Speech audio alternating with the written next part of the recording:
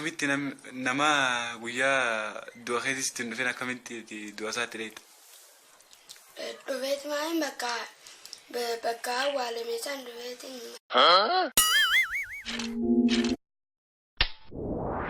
Nama guyyaa du'a keessatti hin dhufin ati du'a isaatti dheeyta? Namni jeekiyyatti natti hin dhufin anjoo isaa itti dhaqu. Maaliif? Waan Hey, nama du'a keessatti hin dhufin ati du'a isaatti dheeyta? Ani du'a isaa amma inni du'atii yoo natti hin dhufin jecha. Wanni itti qabuuf bakka ati hasii jaalatus. Wallahi itti hin dheeytu. Farduutee jirta nama du'a keessatti hin dhufin hin jee.